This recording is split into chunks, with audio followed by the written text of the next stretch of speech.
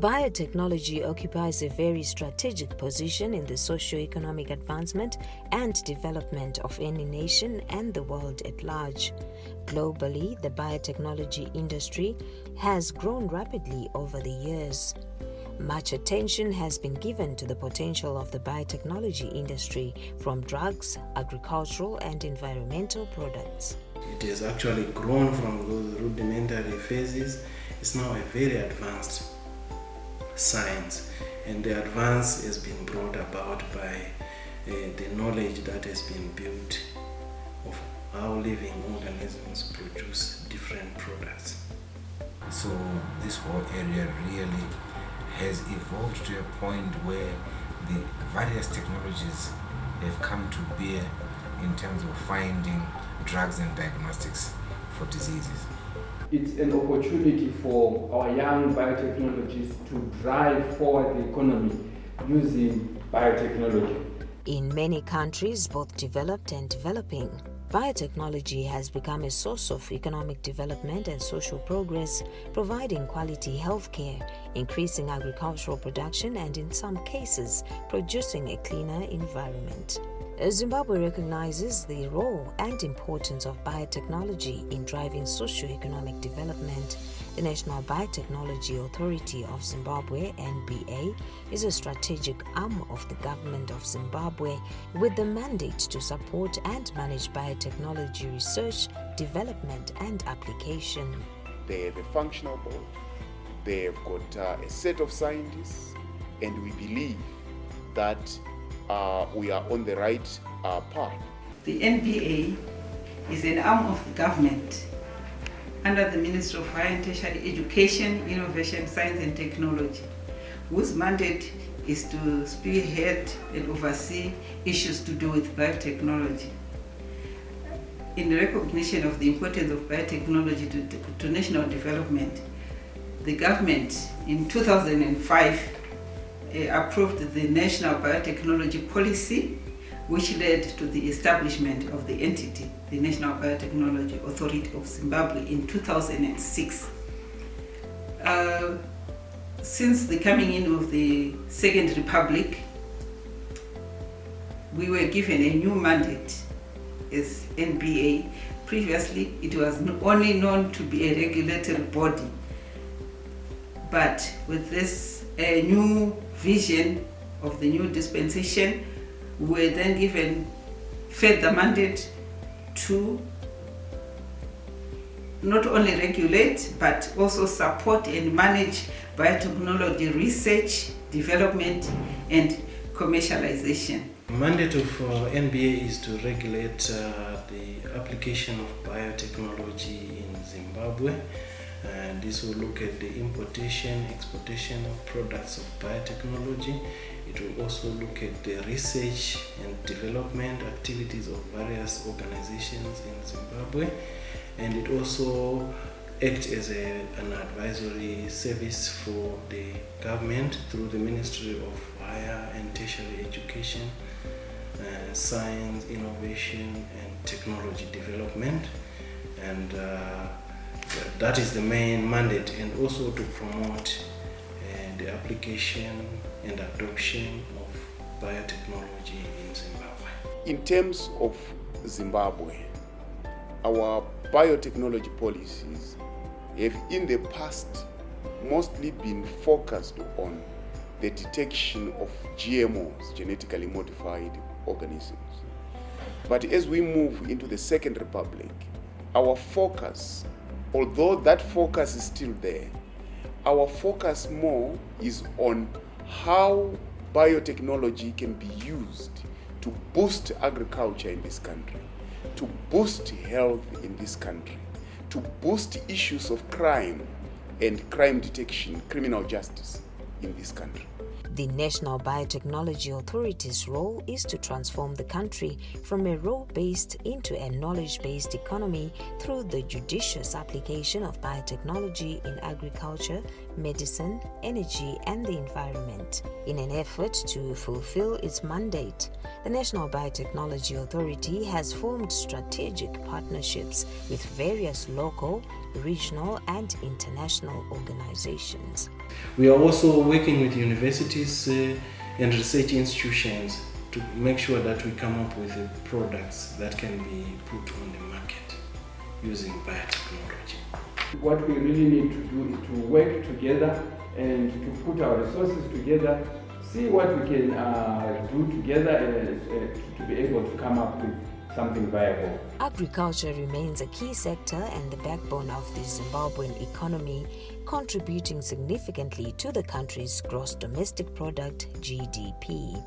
The National Biotechnology Authority, in partnership with the Marondera-based Horticulture Research Institute and other local scientists, have over the years been involved in tissue culture projects for the development of planting material for sweet potatoes, and many other crops.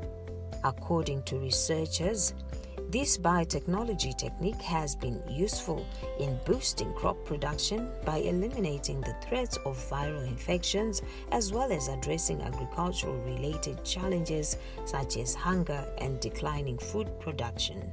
In terms of agriculture, we have mandated the Biotechnology Authority of Zimbabwe, a national biotechnology authority, to be able to do projects that promote virus-free potato production, and they are doing it with the Horticultural Institute of the Ministry of Agriculture in Marondera. They are doing amazing things there. The National Biotechnology Authority on Agriculture as well is involved in what they call the Associated Tissue Culture Company of Zimbabwe to boost Irish potato production from the average 15 tons per hectare that is happening in this country as we speak to up to 120 tons per hectare. And supported with the agronomic practices that are good, actually that will change the food security situation in our country. The partnership is quite helpful because if you look at it, Horticulture Research Institute is coming in with the planting material. They are the owners of the varieties that we are currently claiming. And the National Biotechnology Authority is coming in with the technology that we are using, which is tissue culture.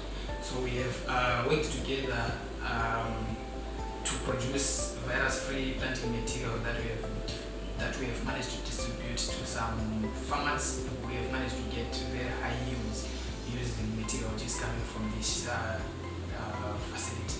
So I should say that the collaboration is working very well because it's contributing towards food security in the country. Sweet potato, chikana kuti mbambaira mayields akakwana chaiwa nekuti arikunyatsoti chaizvo chasa mbeu yaano kutora marai machifanana ari kuwana yakawanda chaizvo ari kutaura 12 tons per hectare. Asi isusu tinenge tichiziva isusu kuti dzimwe mbeu dzavari kuwana ma12 tons dzine potential yopinda mu40 tons kana 35 tons zvichingwenderana nemagrowing condition zvoenderana nekuti uri kuirima nzvimbo yakaita sei.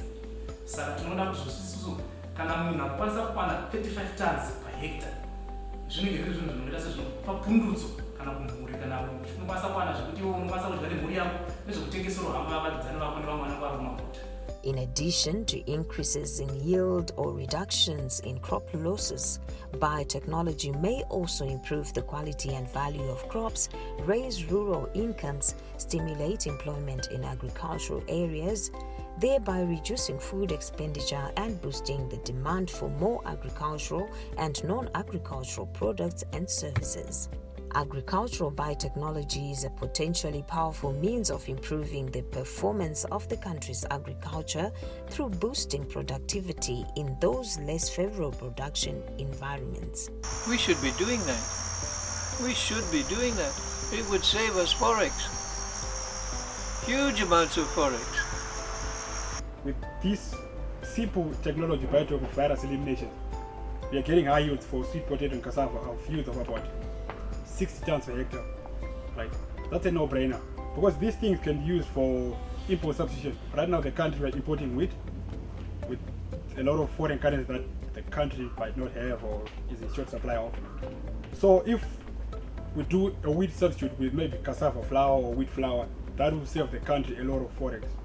Apa chatiri kungoita kungovandudza kuti zvoni potential yechirimwa ikwanise kuita sekubuda nekuda kwekurima mbambaira kana mapotato asina zvirwere. The NBA has also partnered with the Harare-based African Institute of Biomedical Science and Technology, and this has resulted in the establishment of the Zimbabwe Genomics Center, a center of excellence to research on genomic medicine.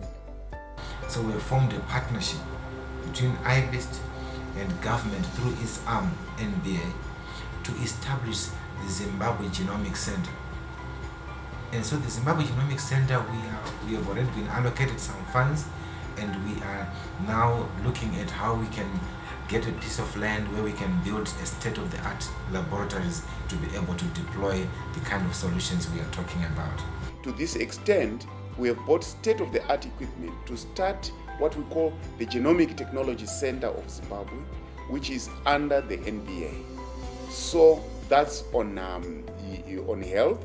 We have also been focusing on issues of criminal justice, issues of law, and issues of almost like bringing closure to issues that include people who might have been lost during the war, because now we have a capability of taking a bone and determining who the person was based on genomic and biotechnology.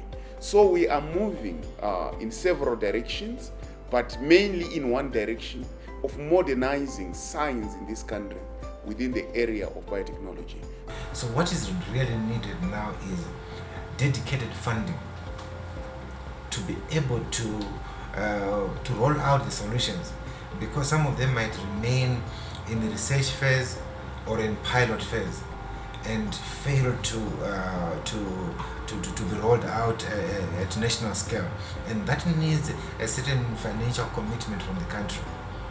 And I think that we will continue to push for that, because people must understand wherever technology is becoming successful, South Korea, Singapore, in Europe, the countries invest. They don't just say, you scientists work hard. No. The countries invest because they can understand there is a positive result at the end. So I believe that Zimbabwe, despite all the challenges it faces, it must have that kind of bold and courageous vision of a future driven by science, technology, and innovation. Although significant progress has been made in the biotechnology field in Zimbabwe, there is need to do more in order to realize the full potential of biotechnology in socio-economic development of the country. Let's work together to demystify biotechnology to the ordinary person walking on the street, first and foremost. And as we are doing this, I think it will become easy for the ordinary person out there to really appreciate and to be able to make use of the vast opportunities that are inherent in this field. I think the NBA should be more interested in the fall armyworm, the cotton bollworm. They should be providing solutions to those things. I think scientists will need to pick examples that directly translate to something that makes sense to the policymakers, because some of our policymakers are not scientists by nature, and we just hit them hard with complicated terminology, and then somebody goes and reads a small sentence somewhere about the risks, and they amplify it, based on totally uninformed basis. So I believe it's a communication. I really think that once it is presented well, and the other guys must also not stick to unfounded fears, because most of the people you ask them, can you show us evidence that it has been detrimental to human health or to environmental sustainability, they will not have any evidence. But if you ask the scientists to show where this technology has actually assisted in food security, we can show you. What we just need to do is to realize and acknowledge it is one of those technologies that can transform our lives. Of course, it's not a silver bullet, but if you work together with other technologies, you can actually improve the productivity of our agricultural sector. We also improve the responsiveness of our health sector, the responsiveness of our environment, and also the management of our resources. because biotechnology also provides tools of managing even our wildlife in terms of preservation of species. So there's a big future for biotechnology, and I think if we acknowledge it, it's one of the most sustainable technologies that can ever be used because it's based on life. As the country gears towards Vision 2030 to become an upper middle class economy, the National Biotechnology Authority should be well supported and funded to drive the socio-economic development of Zimbabwe through unlocking the full potential of biotechnology to produce goods and services which contribute to the national gross domestic product. We've got solutions. We've got 6 universities saying we can do this stuff. I'm training some of them, 2 from each university. We can do this stuff. As we go forward, we will take our position in the scientific world, in the world of science, as one of the countries that is making strides in biotechnology. As you know, Zimbabwe is a very high literacy rate, very high literacy rate. And we believe that we can utilize this literacy rate to advance ourselves technologically. And we are not confusing literacy with scientific advancement, of course. We are saying it's easier to teach literate people in order to leapfrog. But literacy itself is not enough. We are moving forward, and I'm very positive about the prospects of Zimbabwe. We have the people, we have the enthusiasm, and now we have the political will, and we have the political backing and the policy backing from His Excellency the President.